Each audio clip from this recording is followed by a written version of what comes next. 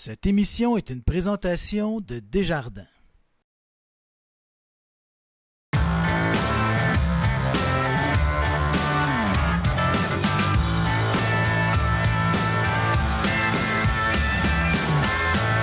Ici Stéphane Lévesque, je suis en compagnie de Janie Vachon-Robillard. Bonjour Janie. Bonjour Stéphane. Ça va bien? Oui, ça va bien. Une belle journée de travail là, qui finit avec nous autres. Merci d'être là, de t'être déplacée. Janie, tu es résidente de Saint-Léonard-d'Aston. Oui. Tu as une vie citoyenne. Peut-être les gens vont te reconnaître pour, entre autres, sur le dossier éolienne. Mais aujourd'hui, je voulais te rencontrer parce que toi, tu es une spécialiste québécoise du portage. C'est-tu bien ça? Du portage de bébés. Oui, c'est ça. Comme ça qu'on appelle, et tu es fondatrice d'un organisme. Oui. Comment ça s'appelle? L'Institut national du portage des enfants. Donc, tu as fondé ça, toi. Et à l'origine, pourquoi, moi, je n'ai pas fondé d'organisme en lien avec le portage de bébés, pourquoi avoir développé un intérêt si important qui t'a amené à créer un organisme, quand même un geste important? Pourquoi l'intérêt sur le portage? En fait, moi, j'ai développé le portage parce que je l'avais vu quand j'étais enfant. C'était une évidence pour moi. Mon père était guide de voyage, puis il m'a emmené jeune en Amérique du Sud. Puis j'ai retrouvé par la suite des poupées où la maman portait le bébé dans son dos, puis dont je ne me souvenais pas. Mais c'était juste une évidence quand que je suis devenue maman que ça allait de soi. Qu'un bébé, ça se mettait soit dans le dos, en avant, mais qu'on le portait, puis que c'était ça qui faisait que la vie était simple avec un bébé. Et moi, j'ai développé ça, puis j'ai répondu. C'était pas prémédité du tout, là. J'ai répondu aux demandes de la communauté qui sont venues vers moi pour me dire « Wow, comment tu fais? » Puis j'ai commencé à enseigner ce que j'avais découvert un peu de manière autodidacte parce que quand je suis devenue maman, je n'étais plus en contact avec des femmes qui font ça de manière traditionnelle. C'était en Amérique du Sud? Oui, quel c'était pays? En Équateur. En Équateur. Donc, en Équateur, si on y va aujourd'hui, comme il y a quelques dizaines d'années, une femme qui a un enfant le porte. Puis quand on dit portage, c'est quoi? L'autre jour, elle m'a repris, elle dit, là, c'est des couvertes de bébé. Je savais plus le terme. Mais c'est quoi, dans le fond? C'est comme une écharpe? Oui, une écharpe de portage, mais il n'y a pas que les écharpes de portage. Ça dépend des cultures. On appelle ça un meidai en Asie, par exemple. Puis c'est pas juste un grand morceau de tissu, là, c'est un carré avec des sangles. On a aussi d'autres sortes de porte-bébés en bandoulière qui vont s'appeler selon le lieu différents noms. Je me trompe-tu en pensant, puis là, je vais peut-être faire une grosse généralisation, mais partout dans le monde, sauf en Occident, c'est de même qu'on porte des bébés. Mais en Parce qu'il n'y a pas de Occident, poussettes. En Afrique, on ne voit pas ça. Nous, on porte des enfants avec nos poussettes, tout ça, des landaux, des choses comme ça. Mais ailleurs qu'ici, c'est ça, la manière de porter un enfant. exact. Il y en a dans toutes les cultures du monde, autant au pôle Nord que dans les déserts, on porte les bébés. Okay. En Occident, ça a fait partie de notre histoire quand même. C'est juste qu'on l'a oublié, puis ça s'est perdu tranquillement. Parce qu'exemple, en Nouvelle-France, mettons ici, puis on va parler de nos amis autochtones aussi, les Autochtones d'Amérique, c'est qu'ils portaient. Puis les premiers Français, les premiers Européens ici, ça portait-tu aussi? Ça, j'ai pas beaucoup d'informations sur ce qui s'est passé en Nouvelle-France. J'ai déjà trouvé des informations des premiers colons américains qu'on voit des traces dans l'art, dans les images, qu'il y avait des colons qui portaient leur bébé, mais c'est souvent en Occident relié à la pauvreté. Quand tu étais pauvre, tu portais ton bébé, puis quand tu étais riche, de toute façon, tu avais une nounou qui s'en occupait, fait que tu n'avais pas besoin de porte-bébé. Elle avait 2 bras réservés pour le bébé. Puis on va y venir à la promotion que tu fais ça, mais as-tu eu des échos de ça, de gens qui disent c'est quoi cette affaire-là? C'est une affaire de... De pauvres? Puis je vais non, pas maintenant. Non, OK, parce que je vais faire un parallèle. Tu sais, des gens qui ont vécu la misère. Ouais. Tu sais, moi, comme exemple, ma mère a été dans la colonisation d'Abitibi, très pauvre, là, tu sais. Fille de Caleb, là, ma mère, c'était ça quand elle était jeune. Là. Puis elle, des meubles, moins maintenant, mais elle, des meubles de bois que nous autres, on chérit parce qu'on trouve ça antique, c'était des meubles de misère. Puis nous autres, on trouve une beauté là-dedans pour mettre. Tu vas dans les antiquités à Sainte-Eulalie, ça coûte des centaines de dollars. Il y a des gens qui cherchent ça, mais les gens qui l'ont eu parce que c'était seulement ça qu'ils pouvaient avoir, c'était pas trippant. Moi, je referme cette parenthèse. Donc, portage. Amérique du Sud, on développe ça. Là, je comprends que c'est pas par solidarité avec ces pays. Ben, peut-être, là, mais c'est... Non, moi, j'étais en périnatalité, j'étudiais pour devenir sage-femme, puis j'étais beaucoup proche des maisons de naissance, puis des nouveaux parents qui venaient d'avoir des enfants. Puis là, on me demandait, wow, je veux savoir comment tu fais. Où tu as trouvé ce tissu-là pour répondre aux parents. Toi, c'était pas un souci, que je voulais dire, c'est pas un souci historique, c'est pas un souci de solidarité avec les gens que tu as beaucoup appréciés quand tu étais en Amérique du Sud. Non. Toi, le geste de le faire, pourquoi tu as voulu porter? Parce que c'était une évidence. C'était simplement une évidence. On m'a demandé qu'est-ce que tu as besoin pour... Hein? Le contact? Le contact, oui. Puis le fait de pouvoir aller partout avec mon bébé, de jamais être limité, comme la liberté que ça donne. Mais ça, là, il y a des gens qui nous écoutent qui vont être à convaincre. C'est tout le temps, ouais, un bébé après soi. Là. On l'a porté 9 mois. On l'a porté 9 mois. On peut-tu... Non, mais c'est pas un obstacle. Ben non, pas du tout. C'est bien plus facile de sortir à l'extérieur. Par exemple, quand on habite en ville, de prendre les transports en commun avec une poussette, vous demanderez à n'importe quel parent, c'est l'enfer. Aller dans un festival, aller dans un magasin avec une poussette, c'est pas agréable. Alors que le porte-bébé te permet d'aller partout comme avant, mais ça ne prend pas beaucoup de place, là, tant que ça, un bébé. Juste faire une précision, le papa peut porter aussi. Tout à fait, tout à fait. OK. Oui. Question. C'est pas dangereux? Que l'écharpe se détache? Parce que là, je te pose des questions que tu dois te faire poser. Oui. C'est pas dangereux? Que l'écharpe se détache, c'est impossible que ça se détache sans que le parent s'en rende compte, là, quand on utilise une écharpe de portage. Certains porte-bébés qui seraient achetés sur des sites Internet de pas trop de confiance, là, acheter pas cher, là, fait vite, en Chine, qui ne passent pas les tests, ça pourrait être dangereux parce que les sangles, des fois, vont lâcher, les clips peuvent briser. Fait que ça prend un porte-bébé qui a été testé. Les compagnies québécoises, vous n'aurez aucun souci si vous achetez local. Vous n'aurez pas ces problèmes-là de fabrication, de mauvaise fabrication. Là. Parce qu'au départ, toi, quand tu as voulu, tu sais, les gens te voyaient, puis tu travaillais en périnatalité, fait que tu étais en contact avec des gens qui venaient d'avoir des enfants. C'est logique. L'approvisionnement, tu sais, moi, tu me demandes ça en 2023, où c'est qu'on achète ça? À cette époque-là, on peut en acheter au Québec maintenant. Effectivement, il y en a mais c'était pas nécessairement le cas lorsque tu étais... Non, lorsque moi j'ai commencé, il y en avait très peu de bons porte-bébés. Effectivement. Mais est-ce que je peux revenir sur ta question de sécurité? Ben oui. Parce que là, j'ai juste répondu à la question... Vas-y, parce que c'est assez important. Vas-y. C'est ça, on exact. reviendra, j'ai juste répondu à la question de si le porte-bébé pouvait se défaire puis laisser tomber l'enfant. Ça, c'est rare, à moins d'acheter vraiment un mauvais porte-bébé. Okay. Mais l'autre question de sécurité qui est arrivée comme enjeu, parce que, comme tu dis, moi, j'ai commencé dans les débuts des années 2000, il y avait presque rien au Québec en termes de porte-bébé. On ne connaissait pas les porte-bébés traditionnels. C'était vraiment des petits sacs. On mettait le bébé dans le petit sac puis on l'accrochait après nous, mais c'était mal fait. C'était pas une bonne position pour le bébé, tout ça.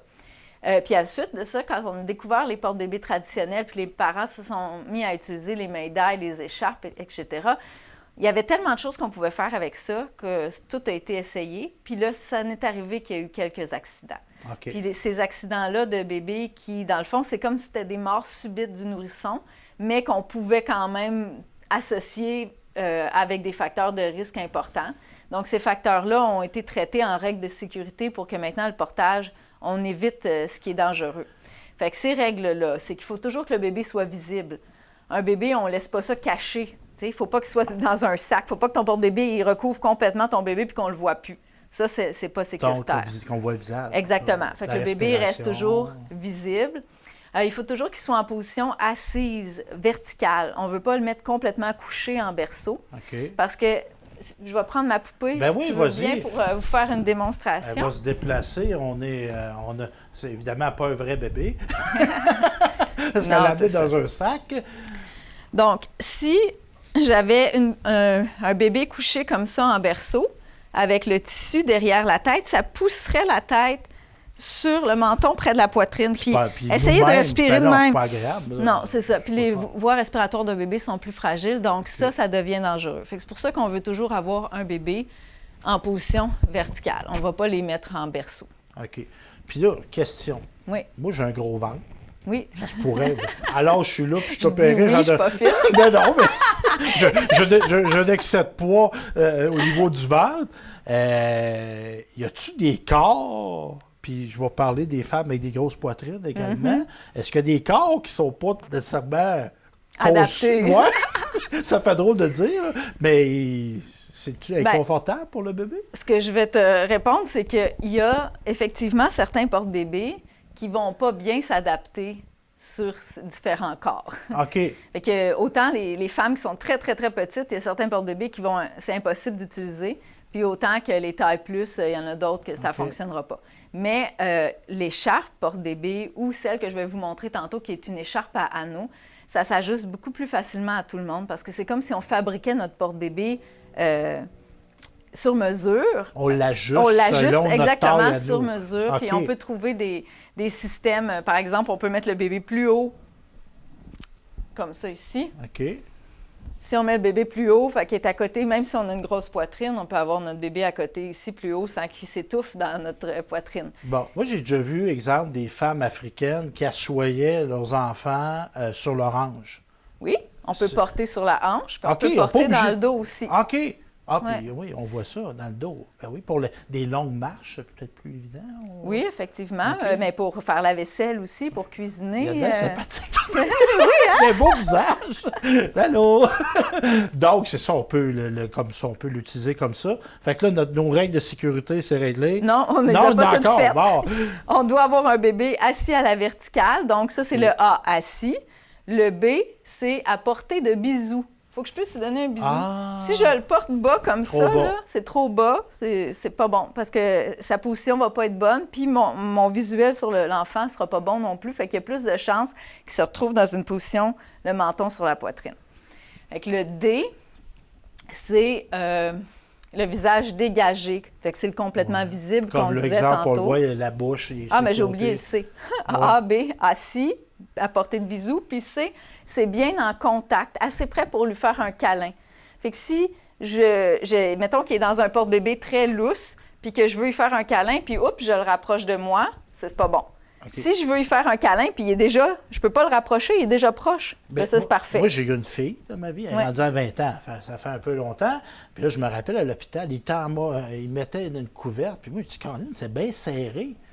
Mais on peut-tu trop serrer On va se pourrait, plaindre. mais nous-mêmes, on va OK. s'étouffer avec le bébé. Là, OK. Fait qu'on va pas être confortable. Fait que Emmailloté. l'emmaillotage, je sais Oui. pas si ça se dit. Fait que les infirmières qui étaient là, ils ne serraient pas trop. Moi, j'avais l'impression qu'ils étaient trop serrés, mais c'est pas ça. Donc, Mais là, je parle en portage. Là. Peut-être qu'en emmaillotement, on pourrait aller à l'extrême, mais en porte-bébé, le parent ne sera pas plus confortable. Fait que ça sert. Puis l'enfant, là, quand il est comme ça, là, je vais employer le mot, il est contraint dans l'usage de ses bras. Non, ses bras, on va toujours les laisser disponibles proche de sa bouche, fait qu'il va pouvoir les bouger puis les mettre à sa bouche.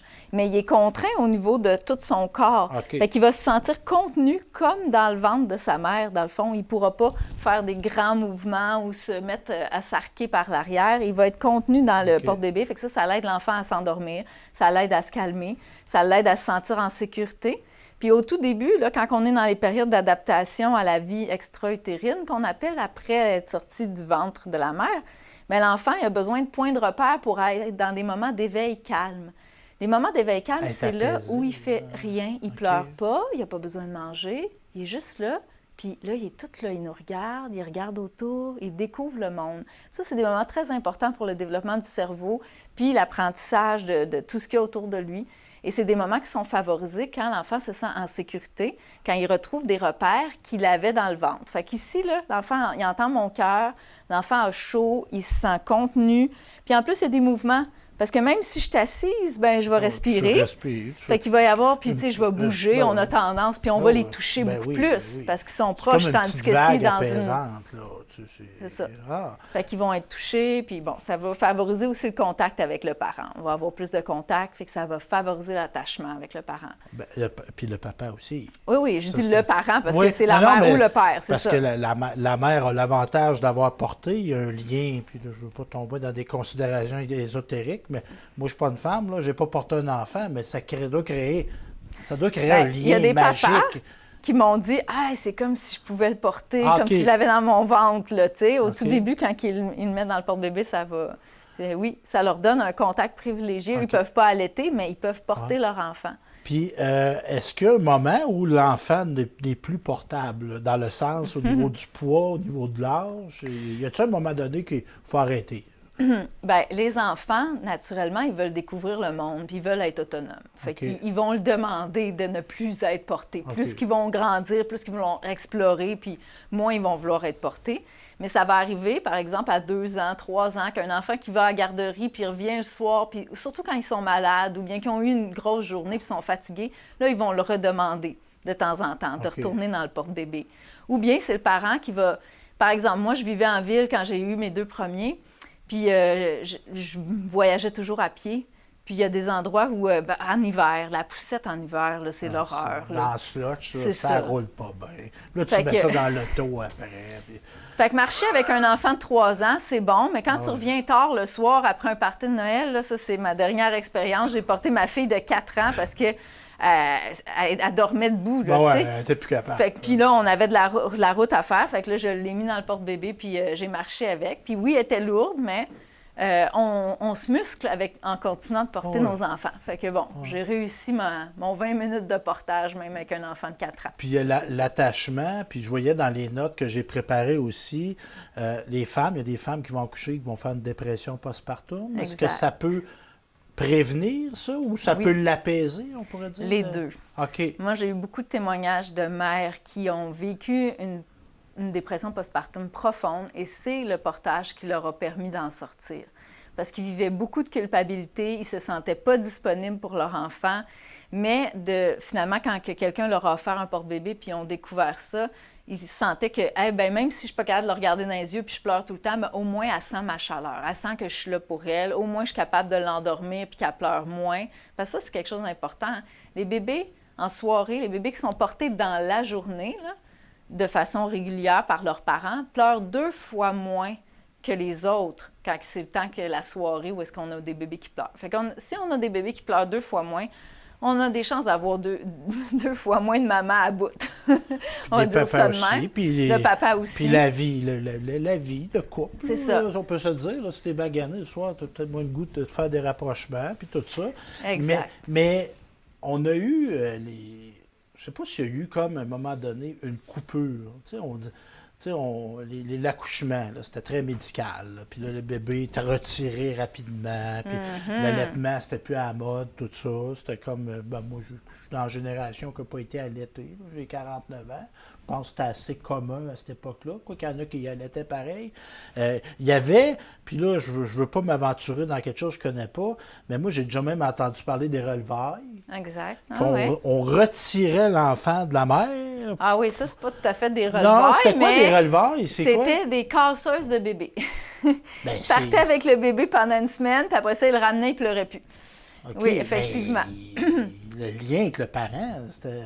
Mais c'était pas, ça, c'est pas des relevailles, ça. Non, les relevailles, c'est quand tu as quelqu'un qui vient à la maison t'aider à prendre soin de... C'est ça. À prendre soin de toute la maison, puis à bercer un peu le bébé pendant que tu dors. Il y a des casseuses de bébés. Oui.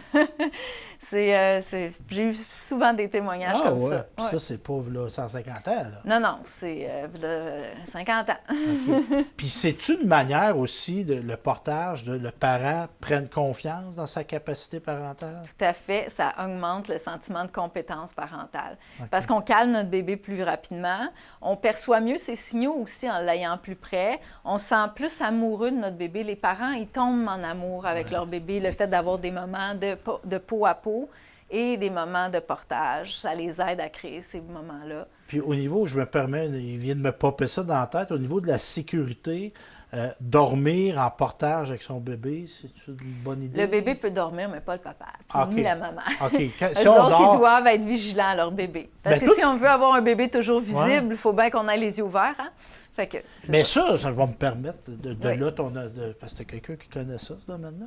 Dormir avec son enfant, c'est une bonne ou une mauvaise chose? Là, je sors du portage. Effectivement. On appelle ça le cododo. Okay. C'est une bonne chose si on respecte les règles de sécurité. Okay. Mais ce n'est pas tous les médecins encore qui sont rendus à dire que c'est une bonne chose. Mais dans les études qui ont été faites, ça facilite énormément l'allaitement, de dormir avec son bébé. Tu veux de bord, le bébé est là. C'est ça, la maman est moins fatiguée. Puis ça peut même diminuer le syndrome de mort subite du nourrisson. quand tous les facteurs de risque sont écartés, puis qu'on ait le bébé proche. Un bébé, c'est pas fait pour dormir loin de nous. Fait qu'au moins, maintenant, ils recommandent qu'au moins ils dorment dans la même chambre, qu'on puisse être proche, qu'ils nous entendent respirer, etc. Okay. Mais on peut aussi avoir maintenant des petits side beds, là, des petits lits qui s'attachent après ton lit. Fait que tu as le bébé tout près.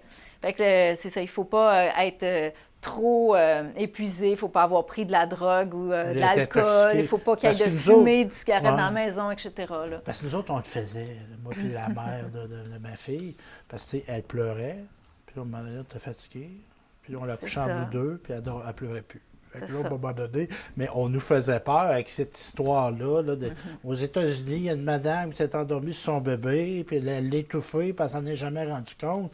Mais là, peut-être qu'il ne nous avait pas dit l'autre bout de l'histoire que c'était quelqu'un qui avait consommé, qui était intoxiqué, etc. Puis les mamans qui allaitent, c'est prouvé que leurs hormones font que leur sommeil est beaucoup plus léger et qu'ils vont se réveiller à n'importe quel petit signal de l'enfant beaucoup plus facilement. Donc, puis ça n'arrivera pas là, de rouler sur le bébé. Okay. Une vigilance. Le corps, la nature est bien faite. Pareil. C'est ça. Puis, tu sais, oui, je ne veux pas dénoncer la médecine moderne, là, mais on a comme voulu enlever des affaires qui étaient naturelles. Exact. On sait beaucoup, le corps médical, au niveau de la naissance surtout, c'est beaucoup approprié des savoirs qui étaient des savoirs ancestraux que les femmes se transmettaient.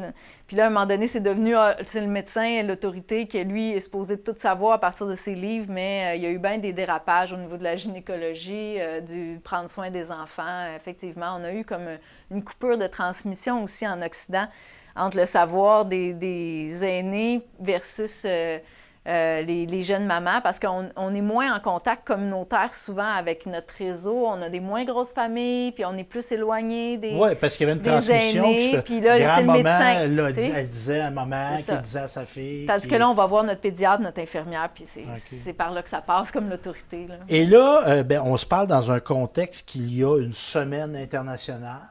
Du portage des enfants. Oui. Parce que là, moi, je sens, parce que j'ai déjà fait un article sur toi, si je me rappelle bien, à une certaine époque, je sens qu'il y a comme une volonté de revendiquer. Là. Tu sais, on a une semaine nationale, tu as amené des affiches, je ne les ai pas vues, là, mais j'ai l'impression qu'il y a comme une volonté d'affirmation. Je me trompe-tu en disant ça, d'avoir une reconnaissance de cette pratique-là du portage? En fait, c'est plutôt à une volonté que ça soit accessible à tout le monde, puis que les parents en entendent plus parler, puis que ça soit davantage connu. Okay. C'est plutôt à ce niveau-là, je te dirais, que je sens la communauté de l'INPE, de l'Institut national du portage. On est des monitrices de portage, des moniteurs de portage partout à travers la province. Puis si on a fondé cet organisme-là, c'était pour travailler ensemble à une plus grande diffusion de ces pratiques-là, pour pas que ça reste marginal. Aussi, moi, tu sais, j'enseigne, je forme les monitrices de portage maintenant. Puis quand on passe à travers tous les bienfaits, toutes les études, les bienfaits pour les bébés puis pour les parents, on passe à travers tout ça, ça devient comme une évidence à la fin de notre étude des bienfaits que les familles qui en ont le plus besoin, qui en bénéficieraient le plus, c'est celles qui sont le moins portés à aller vers le portage parce que leur vie est compliquée, soit que l'enfant il a un handicap, le parent, un handicap ou une maladie, ou bien c'est une difficulté économique qui rend ça pas évident, ou beaucoup d'enfants, des situations où tu n'as pas le temps d'apprendre une nouvelle chose. Tu sais, tu vas sur le pilote automatique dans un survie, peu. Mettons. C'est ça, un peu plus la survie. Ouais. C'est ces familles-là qui en auraient le plus de besoin. Puis, une des façons qu'on peut rendre ça plus accessible pour ces familles-là, bien, c'est qu'ils l'aient vu, qu'ils sachent que ça existe, qu'ils sachent où aller chercher des trucs, que tout soit plus facile. Bien, je vais te donner un exemple complet. Bien, pour toutes les familles. Il y a 20 quelques années, moi, j'étais dans un CLSC à Québec avec ma conjointe de l'époque, puis on avait des coprénataux. Mm-hmm. On ne nous a pas parlé de portage. Exact. Est-ce qu'aujourd'hui, au CLSC qui sert le territoire ici, il y a encore des parents qui suivent des cours prénataux? Ouais. Ça existe encore? Dis-moi oui. Ça existe encore. Bon, à ces cours-là, est-ce qu'on parle de portage? Bien, je ne sais pas. Ça dépend où. Il y a des endroits où c'est sûr qu'ils en parlent, puis ils sont membres de l'INPE. OK. Puis il y a des endroits où est-ce que je ne sais pas s'ils en parlent, puis de quelle façon ils en parlent. Fait que c'est ça, la plus grande visibilité qu'on veut, qu'il y ait de plus en plus de personnes ressources un peu partout au Québec. Puis que ces personnes-là, qui ne sont pas encore formées au portage ou au pot-à-pot, puissent au moins savoir que l'INPE existe, puis transmettre, par exemple, le petit signet avec les règles de sécurité que je vous ai donné Ben oui, tantôt. un Puis- bel aide-mémoire ABCD, ben oui, tu le fais. Hein? C'est ça. Puis le site web de l'INPE, parce que sur le site web de l'INPE, on rentre notre code postal puis on trouve les personnes ressources dans notre région. Porterlavie.com. Ben, ça, c'est mes coordonnées À toi, personnelles OK. qui Puis- sont en bas. puis Mais l'autre l'INPE, côté, exact. sur Facebook, Institut national de portage des enfants, on rentre ça, et inpe.ca. Exact. Fait que c'est ça. Question, les Oui. monitrices que tu formes, Oui. que tu as contribué à former, moi, j'en veux une pour me montrer. Est-ce que ça coûte quelque chose? Oui, parce que à moins qu'ils travaillent par un centre communautaire qui ont décidé d'offrir ce service-là gratuitement. Ça OK. arrive que les centres communautaires, les organismes familles ont des subventions pour ça puis offrent ça gratuitement. Mais si c'est une monitrice indépendante qui, par exemple, va se déplacer puis En va fait venir son chez métier, vous, ben oui. ben, c'est sûr que là, Ça il y doit a pas un être des frais à coûts. payer. Ça doit pas être des coûts Ça coûte moins extraordinaires. cher qu'un plombier, je vais te le dire. Ouais, bon, c'est puis ça. là, on travaille pour notre bébé en tout ça. Et la fameuse, moi, je vais appeler ça la couverte, là, ben, L'écharpe, l'outil, oui. l'écharpe. Elle, est-ce qu'elle est coûteuse? Une bonne, là, ben, tu me disais tantôt, on l'a abordé. Toi, au début, quand t'importais Oui, c'est vrai. d'Europe, d'Amérique du Sud, je pense. Moi, j'ai C'est fait d'Allemagne. affaire avec... la première que j'ai Ouais. fait venir pour moi, elle venait d'Allemagne. Parce que les Je me Allemands... rappelle puis, quand je t'ai interviewé. Hey, ça fait longtemps, je pense que ça fait 5-6 ans. Je me rappelle encore de ces détails-là. ouais, en Europe, ils ont une vingtaine OK. d'années d'avance sur nous. Fait que j'avais commandé ça en Europe. Mais après ça, quand j'en ai vendu, je les importais du Guatemala. Puis c'était fait à OK. la main, commerce équitable, etc. Ben oui. Mais je me suis après consacrée vraiment à l'enseignement puis à la diffusion. Puis j'ai laissé ça aux compagnies québécoises qui émergeaient puis qui faisaient ça en plus gros Ben volume. C'était moins cher pour les parents. Puis ça coûte combien? Ça coûte combien? Bien, ça dépend. Un porte-bébé, un petit peu. On va, ouais, amène-nous Hein? ça. Tu veux-tu me le passer, le bébé? On va m'en occuper, moi. Viens-t'en. Viens-t'en. Hey, puis il est Ben oui, il est lourd comme un vrai bébé. Ben, c'est ça, c'est pas une poupée. C'est C'est une poupée de mais- démonstration Ouais, professionnelle parce pour qu'on sent, travailler en on sent périnatalité. l'équilibre du Oui. poids. Il y a du poids partout, ce qu'un vrai bébé a du poids. Exact. Mais je suis en train de revivre des souvenirs. Bon, là, hein, ma belle Marie-Laurence, là, maintenant, elle est rendue à 20 ans, je ne tiens plus dans mes bras. Donc, notre belle couverte, notre belle écharpe. En passant, je fais Oui. juste un petit coup de pub comme ça. Oui, oui. Je suis l'unique distributrice de ces poupées-là au Canada. OK. Puis maintenant, de plus en plus, il y a des CIUS, des personnes qui travaillent en ergothérapie, en physiothérapie, qui découvrent mes produits, que moi, j'utilisais vraiment avec les monitrices de portage, mais qui font comme « Wow, c'est extraordinaire » pour démontrer aux parents comment faire. Porterlavie.com, puis Exact. j'ai l'impression qu'on peut s'en servir à d'autres fins que le portage. Ben oui, c'est ça. Ça se peut-tu que... Ben oui, ben c'est pour ça que je te dis des physiothérapeutes, des ergothérapeutes qui travaillent en pédiatrie, des gens qui enseignent le massage bébé, n'importe quoi qu'on a enseigné aux parents, ça nous permet de faire un geste qui est réaliste parce Ben qu'on oui. a un bébé réaliste. tu sais. Oh oui, puis Ouais. il n'est pas vivant, fait que si on peut faire des erreurs. Donc, notre Exact. fameuse écharpe qui est Bon. turquoise. qui Moi, était- je vous ai amené Parce que c'est un aujourd'hui... bel objet, tu sais, c'est Oui. c'est beau, ça. Je vous ai amené aujourd'hui une écharpe à anneaux. C'est une écharpe, mais c'est beaucoup plus rapide puis beaucoup plus simple d'utilisation parce que c'est pas quelque chose qu'il faut que tu apprennes à faire des nœuds. Il y a déjà un anneau, tu as juste besoin de l'ajuster sur toi. OK, ouais, Fait que parce je que là, pourrais tu faire une enlèves un petite démo. élément de stress un peu, parce qu'un Oui. nœud, là, c'est un art, ça. Faut Oui, qu'il c'est ça, apprenne. parce que surtout que les nouages en écharpe, il y en a vraiment une grande variété. Tu peux le mettre sur la hanche, sur le dos, en avant, etc. Mais ça aussi, on peut mettre, OK.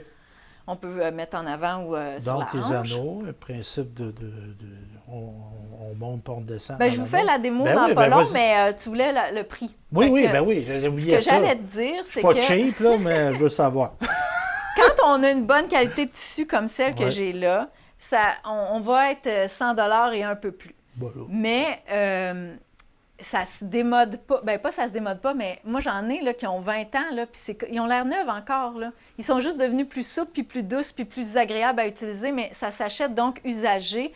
On peut, des dizaines de familles peuvent utiliser les mêmes Puis il doit y avoir porte-bébés. des groupes d'entraide, là, de partage. Aussi, puis maintenant, il y a beaucoup d'organismes communautaires qui sont membres de l'INPE qu'on peut trouver sur le site, qui vont avoir des portathèques qu'on appelle. C'est comme une bibliothèque, mais Tu tu vas loues. emprunter ton porte-bébé Ben oui. ou tu le loues pour pas longtemps avant d'en acheter un. Question, un bébé, hein, ça régurgite. Exact. Ça barre. se lave OK, bien, ça se c'est lave fait bien. en coton, laveuse sécheuse ou corde à linge. OK. Non, c'est pas un problème. Puis je te dis, même avec beaucoup de lavage, il reste encore beau des années durant. Fait que ça vaut la peine de payer là, plus que 100 $ pour avoir une belle qualité. Puis là, tu sais, Puis 100 usagé, c'est 40 $. Bon, 100 là, c'est 100 mais on achète des morceaux de vêtements qui rapidement dépassent 120 Exactement. dans la vie, là. C'est sûr que les porte-bébés faits au Québec qui sont de bonne qualité puis qui ont des clips, des sangles, là, on va parler de 250-300 $ parce qu'il y a beaucoup plus de confection que ce que je vous OK. m'amène comme porte-bébé de base pour débuter là, en ce moment, OK. comme démonstration. Mais je vous dis, je le répète, pour avoir travaillé dans ce milieu-là depuis longtemps, essayez pas d'économiser en achetant des affaires faites en Chine, n'importe où. Achetez québécois, ça vaut vraiment la peine. On a des belles entreprises, puis vous allez être content de la qualité. Puis, je vais me permettre une remarque. Si tu as la sensibilité de porter ton bébé, il me semble que ça ne va pas avec acheter d'un pays Bien, en tout comme cas, la en ce Chine. moment, En c'est tout cas, quand même... Je vais me permettre un petit éditorial, là, mais c'est un pays qui n'a pas grand, on va se dire, qui n'a pas grand considération pour les droits humains. C'est peut-être pas. Ça a peut-être été fait par des enfants.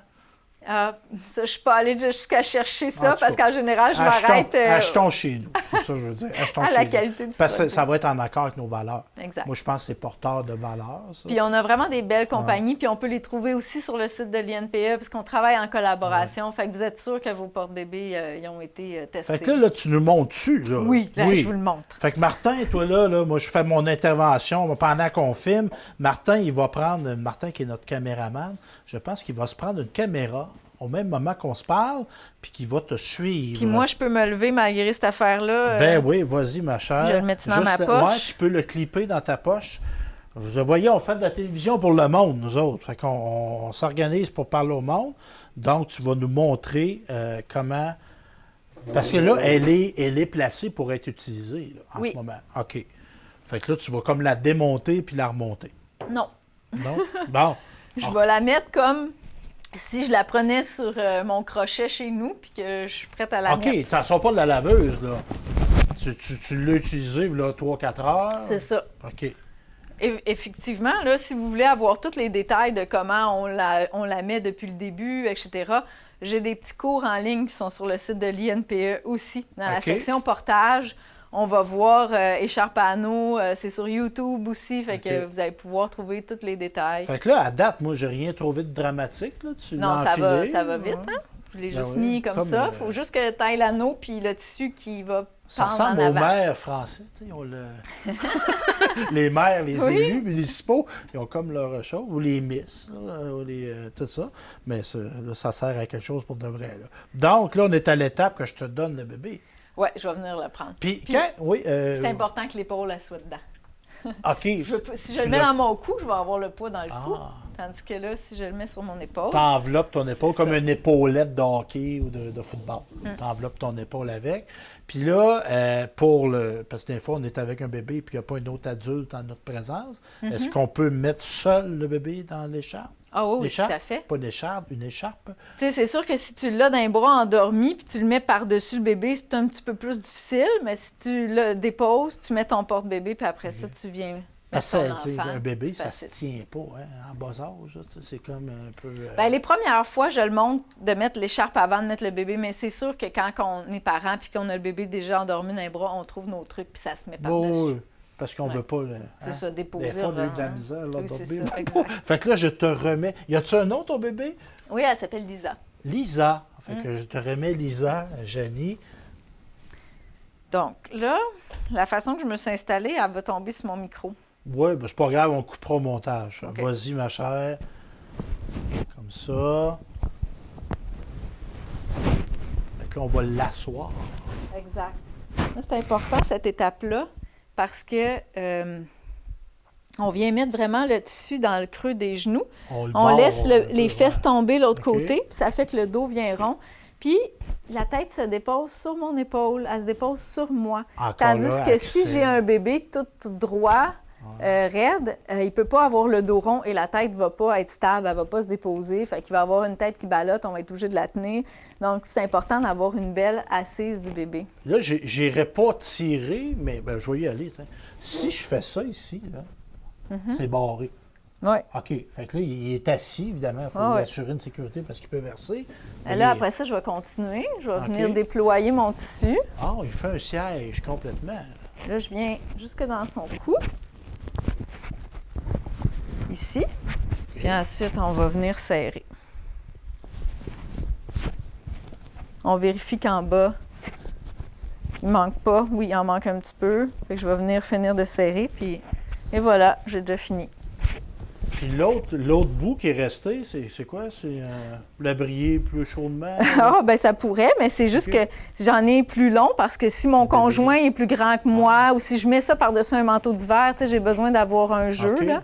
OK. Fait que c'est ça. Ça, c'est la taille standard, puis moi, je suis quand même faite petite, fait que c'est pour ça qu'il est plus long, là, que j'en ai un peu trop. Mais pas qu'il y en aurait moins long avec moi. Fait que là, notre bébé, c'est d'une simplicité désarmante. Non, mais... Ben, oui, mais il faut faire attention. Parce que si on a un parent qui a un vrai bébé qui gigote, qui pleure, là, là si on lui dit, ben là, t'as-tu vu le vidéo, là, Janie, elle fait ça facile de même, toi, t'es pas capable? Ouais. Et lui, il bougeait pas, ça, faut le dire. C'est pour ça que c'est le fun d'avoir quelqu'un qui nous le montre en vrai puis qui est là pour nous donner les petits trucs. Moi, je connais tous les trucs pour que ça aille aussi bien puis aussi facile que ça. Cette manipulation-là, c'est pas la première fois que tu la faisais. Non, exactement. Fait que mais c'est ça une monitrice de portage. C'est que moi, quand je vais voir un parent, puis là, ça marche pas, je sais pourquoi ça marche pas, puis je peux tout de suite leur donner exactement les petits trucs qui fait que dans 5 minutes, ils vont l'avoir comme moi facile. Okay. Mais sans les petits trucs, bien, c'est plus difficile. Fait que, en vidéo, je donne plein de petits trucs aussi sur le vidéo que je vous ai dit qui était sur le site de l'INPE. Mais reste que c'est une vidéo. C'est pas pareil qu'avoir quelqu'un en vrai qui vient t'encourager, qui vient te dire... Tu sais, c'est faire... s'occuper d'un bébé, là, il faut qu'on ait des personnes qui nous le montrent en vrai. C'est tout de même que ça passe, qu'on prend confiance. Je vais réasseoir, ma chère. Oui. Martin, pendant ce temps-là, va se replacer. On va le retirer, notre belle Lisa. Ça va libérer l'accès à ton micro. Puis on remarque, là, j'ai une affaire, j'ai retenu plusieurs choses dans ce que tu m'as dit. Le visage a tout le temps resté accessible à ton visage. Comme tu disais tantôt, le bébé, tu as une vision sur lui, une accessibilité. Il n'était pas creusé, il était pas sur trop bas. Il restait à portée de bisous. Je ne l'ai pas fait, le geste, mais il était proche de moi. Là, j'aimerais ça, Janie, qu'on parle de l'INPE, l'Institut national de portage des enfants. Bon, tantôt, moi, j'ai été étonné que ça dépend des CLSC, des cours prénataux, à savoir, on parle-tu du portage, on parle-tu pas du portage. Il n'y a pas juste les CLSC qui donnent des cours prénataux, c'est pour ça aussi. Il y a plein d'organismes familles. Puis il y a des entreprises privées qui font de l'accompagnement à la naissance et des cours prénataux. Tu peux m'apporter Lisa, je pense que pour qu'on te voit comme il faut, on va la remettre... Elle n'est pas tannante, on va en profiter. Donc, mais merci de faire mon éducation. Moi, je pensais que c'était juste les CLSC qui faisaient ça. Les maisons de naissance aussi. OK, on apprend quelque chose. Mais je suis étonné que ça ne soit pas reconnu gouvernementalement parlant. Est-ce que le ministère de la Santé, éclaire-moi, le ministère de la Santé et des Services sociaux, est-ce qu'ils émettent des recommandations? Tu sais, exemple, au niveau de l'allaitement, au niveau de... on peut même jusqu'à la circoncision. Tu sais, il y a un moment donné, c'était comme normal de circoncire les petits gars qui naissaient. Ça semble plus être le cas maintenant. Est-ce qu'en 2023, le ministère émet des recommandations par rapport aux bébés? Bien, il y a l'Institut national de santé publique qui rédige à chaque année un petit guide qui s'appelle Le mieux vivre avec son enfant. Oui, on avait ça, ils nous donnaient ça, un petit livre. Là-dedans, il y a une petite section sur le portage. Okay. Puis, normalement, à partir de, c'était-tu 2022 ou 2023, ils font mention que l'INPE existe puis qu'on peut aller chercher des services là. C'est une grande victoire, ça. Oui, effectivement. Mais il n'y a pas d'obligation. Non, pas du tout. Il y a Santé Canada qui a fait un avis sur l'utilisation sécuritaire des porte-bébés. Fait que ça, on trouve ça sur le site web. Puis, c'est les mêmes règles de sécurité que nous, on a libellées autrement. Là. OK. Ouais. Mais y a-t-il des obstacles? Puis, je vais me poser la question. Y a-t-il des médecins ou des spécialistes à la place publique qui disent, ben là, c'est pas bon, puis faites pas ça? Ou c'est juste une méconnaissance? Il y en a eu au moment où il y a eu des décès, comme je te disais, en porte-bébé.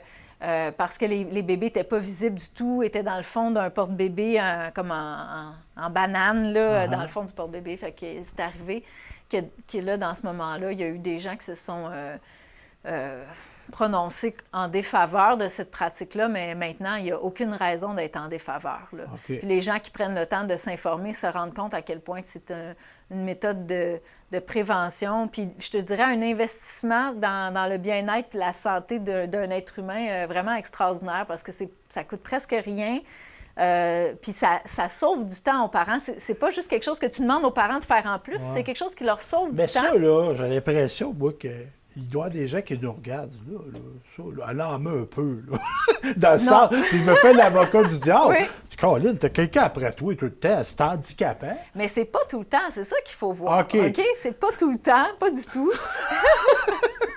C'est au bon moment. Ah, OK. OK, je vais te donner l'exemple. Un bébé, ça dort, ça se réveille, ça veut boire, puis après avoir bien bu, puis avoir éliminé, changé de couche, là, c'est prêt à explorer le monde. Là, c'est le temps de le mettre à terre. Un bébé, ça a besoin d'être beaucoup au sol, d'être sur le ventre un petit peu, d'être sur le dos, puis de découvrir son corps. Puis là, il arrive un moment où est-ce qu'après 20 minutes, une demi-heure de découverte, là, Il est tanné. il est tanné. Ben oui. OK? Il est fatigué. On serait tanné, nous autres, ben. Il est fatigué, mais il n'est pas Non. fatigué pour aller dormir tout de suite. Il est juste comme besoin d'être porté. Chiller. Être chillé avec maman ou papa. C'est ça. Fait que là, OK. ils vont pleurer, ils vont commencer à chigner, puis là, on va les prendre dans les bras. Puis on va se tanner vite parce que dans les bras, ben on se tanne vite. Tandis qu'avec le porte-bébé, ben c'est tout ton corps qui porte, fait que on peut endurer ça plus longtemps. Puis là, on va avoir ces moments-là que j'expliquais tantôt d'éveil calme, où l'enfant va être plus en train de découvrir le monde avec nous, faire partie de notre vie sociale. Fait qu'on va utiliser le porte-bébé dans ces moments-là, quand l'enfant a besoin d'un peu plus de contact, est un peu fatigué. On va l'utiliser quand on veut sécuriser l'enfant parce qu'on est dans un nouveau milieu. Hein? On est dans un party de Noël. On arrive il y a plein de monde, il y a du à bruit. l'épicerie, c'est ça. On va l'utiliser pour se déplacer plus facilement qu'avec une poussette. On va l'utiliser parce que notre enfant il est malade. On va l'utiliser pour l'endormir. Tu sais, au lieu de se dire, hey, il faut que je revienne chez nous parce que mon bébé il dort à 1 heure. Puis s'il manque sa sieste, là, c'est bien compliqué, il dort pas bien ailleurs. Mais non, dans le porte-bébé, il va dormir partout, ton bébé. Fait que là, la sieste, ça fait juste partie de la vie, puis on continue, tu sais. Puis au bout du compte, tu sais, à un moment donné, c'est du temps de qualité que ton enfant. Ça peut pas être mauvais pour l'enfant comme ça peut pas être mauvais pour le Puis si parent. ton enfant, il pleure moins, puis si ton enfant, il se calme plus vite, puis si ton enfant, il est en train de découvrir le monde puis de se sentir en sécurité dans le monde, mais ça, tu sauves du temps énormément. Il y a, dans les documents que j'ai consultés, on parlait de portage, on parlait de peau à peau. J'aimerais ça Exact. que tu fasses la distinction. C'est-tu la même fait. chose? C'est comme une continuité. D'abord vient le pot à pot. Tantôt, tu le Explique-nous. nommais. Oui, c'est quoi? On séparait les enfants à la naissance. Avant, on les envoyait en pouponnière pour laisser la mère se reposer. Bien, maintenant, la science, là, elle a démenti ça de manière... je sais pas, je cherche le mot, là. C'est tellement gros parce qu'il y a des milliers d'études sur le pot à pot maintenant. Les 2 premières heures, c'est du pot à pot. On ne sépare plus les bébés de la maman. On le laisse en contact avec la maman sur la poitrine. Puis la seule chose que le bébé peut avoir, c'est une couche, mais souvent, pendant les 2 premières heures, on n'y en met pas de toute façon. Fait que le bébé, Fait que- tu peux nettoyer, mais même des fois, même on voit pas. même pas. Non, il non, sort, faut pas on le met- nettoyer. On le met sur la main, sur la... Excusez, la mère.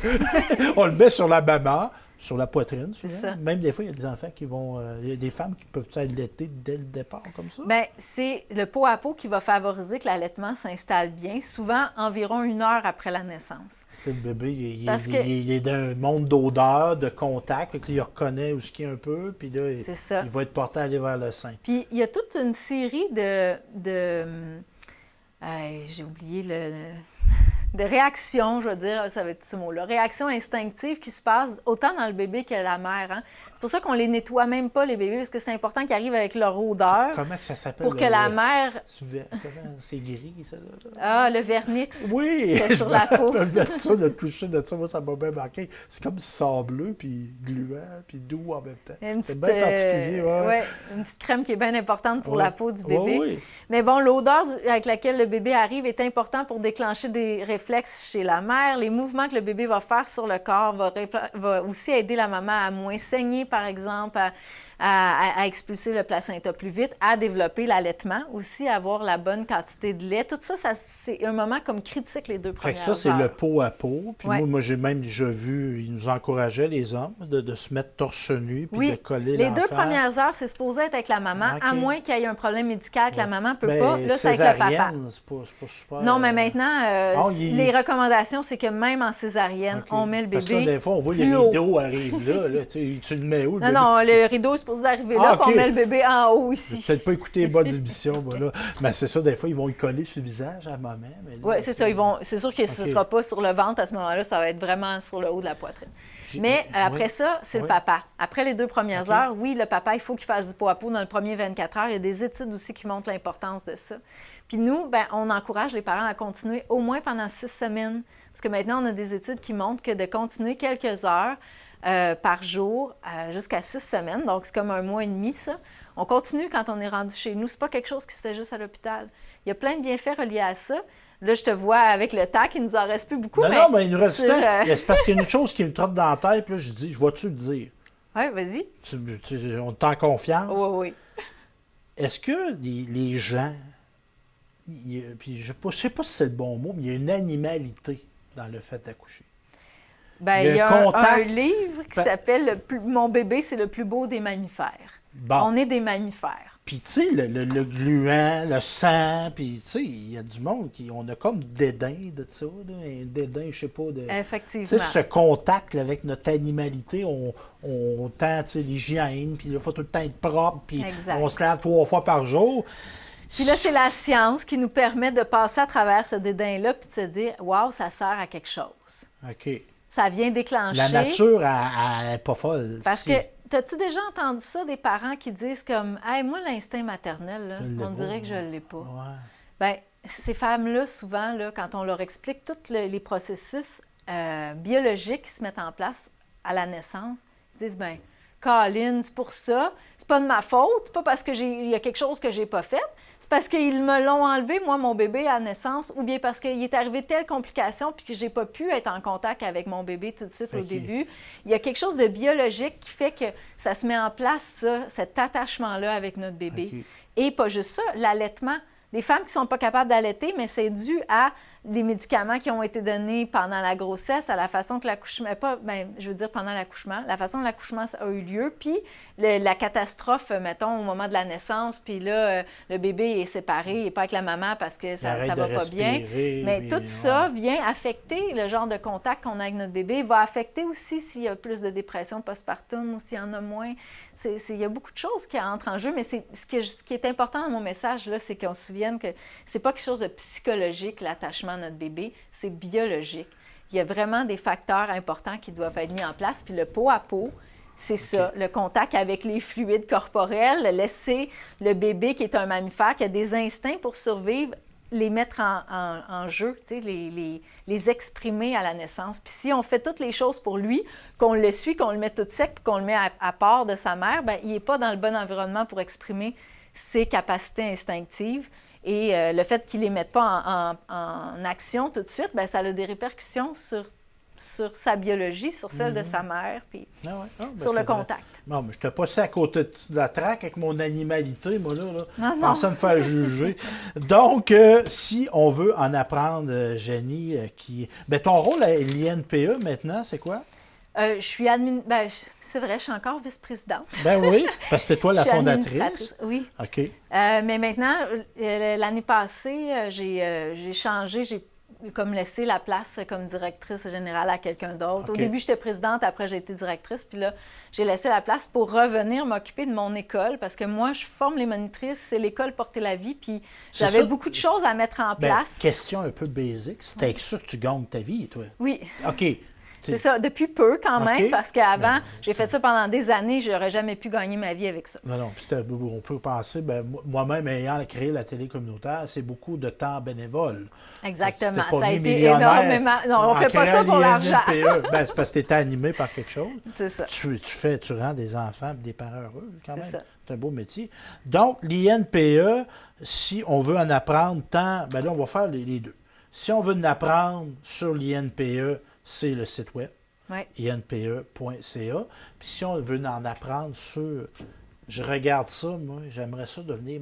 Monitrice de portage Question, ou moniteur de ça peut-tu? portage. Un homme, peut-être? Oui, on a plusieurs moniteurs de portage. Ils sont Parle-moi de- majoritairement concentrés à Montréal, mais c'est ça, oui, on en a OK. beaucoup. Crème, je trouve que c'est une belle ouverture de ces gars-là, puis de la communauté, de les accueillir dans leur masculinité. Puis de dire, moi, je suis capable de... C'est super nécessaire parce que un exemple masculin, c'est sûr que les papas, c'est plus facile pour eux de se sentir interpellés. Ah là. ouais. Fait que donc, si on veut en apprendre sur toi, Oui. le fait, moi, je veux devenir moniteur, je veux en apprendre. Il y a peut-être des décideurs du monde de la santé qui voudraient te rencontrer. Puis je suis sûr que tu aimerais ça jaser avec eux autres. Effectivement. Bon. Et comment on te contacte, toi, personnellement? Ben, sur le site porterlavie.com. Donc, Ouais. c'est ça. Ben, Caroline, hey, moi, là, Janie, je suis content d'avoir jasé avec toi. T'es-tu contente? Merci de t'intéresser Ben à ce oui. sujet-là. C'est Ben, pas tout le monde qui... Ben, moi, je trouve que si c'est pas ça le mandat d'une télé communautaire, je me demande c'est quoi. Parce que là, moi, je pense qu'on a ouvert des esprits. Les gens vont être ouverts. Peut-être certains vont développer une curiosité puis qui va amener une bonne connaissance de ça. Ben, je le souhaite. Ouais, bon, ben merci, ma chère. Puis merci à Lisa. Vas-tu dire bye-bye? Bye-bye. Merci. Sincèrement, Merci beaucoup.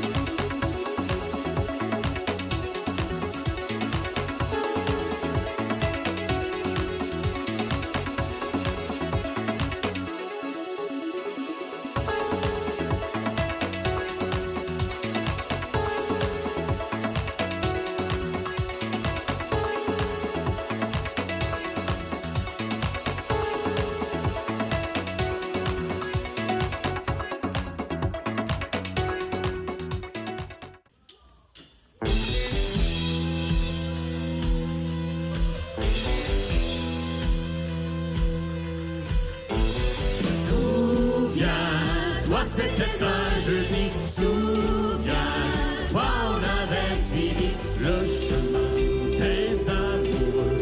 C'était, il était une fois nous deux. Souviens-toi, c'était le grand jour, le grand pas vers le grand amour. C'était encore mieux que ça, c'était nous deux, il était une fois. Sur la route du port, un soir banal. Deux clients, un veilleur qui s'endort sous son journal. Il nous tend à chacun une clé, nous dit bonsoir. Le matin, on avait réservé des chambres à part. On n'osait pas montrer qu'on s'aime. À 18 ans à peine, souviens-toi, c'était un jeudi. Souviens-toi, on avait suivi le chemin des amoureux. Il était une fois nous deux. Souviens-toi, c'était le grand jour, le grand pas vers le grand amour. C'était encore mieux que ça.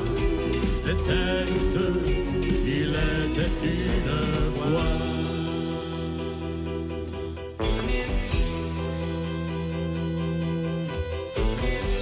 On a pris le 14 au hasard, un peu gêné. Et ta robe a glissé dans le noir, on s'est aimé. Quand plus tard le garçon est venu nous apporter de café, d'un sourire entendu, tu t'es caché. Il n'a pas vu que tu pleurais, l'enfance qui s'en allait. Souviens-toi, c'était un jeudi. Souviens-toi, on avait suivi le chemin des amoureux.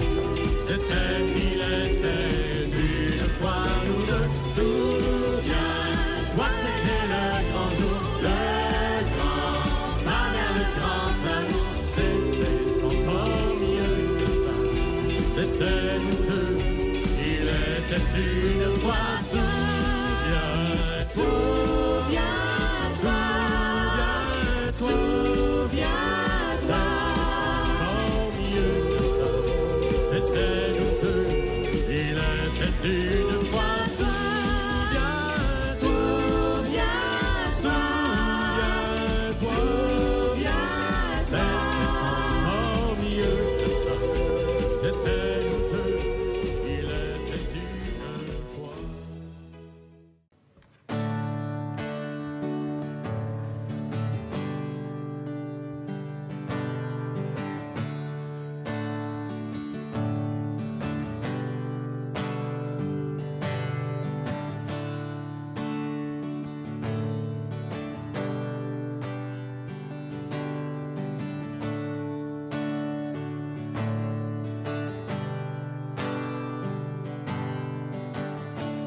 Je me souviens quand j'étais toute petite, quelque chose d'inattendu s'est passé sous mes yeux. Jamais je n'oublierai le calme de ce moment. J'étais prise devant l'impuissance, bouleversée par cet instant. Pleine d'insouciance, j'étais prise entre le silence de mon non-savoir et le grand frisson. C'était la mort qui passait. On ne réalise jamais, on ne réalise pas toujours, si bien que parfois on ne réalise pas. Si c'est ça la vie, si c'est ça la vie,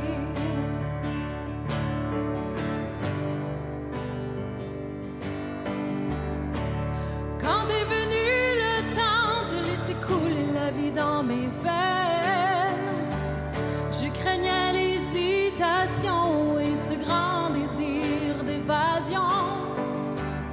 Il y avait quelque chose qui me disait que la vie était belle.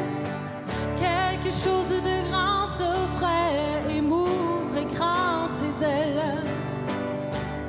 Pleine d'insouciance, j'étais prise entre le silence de mon non-savoir et le grand frisson. C'était l'amour qui passait. On ne réalise jamais, on ne réalise pas toujours, si bien que parfois on ne réalise pas. Si c'est ça la vie, si c'est ça la vie.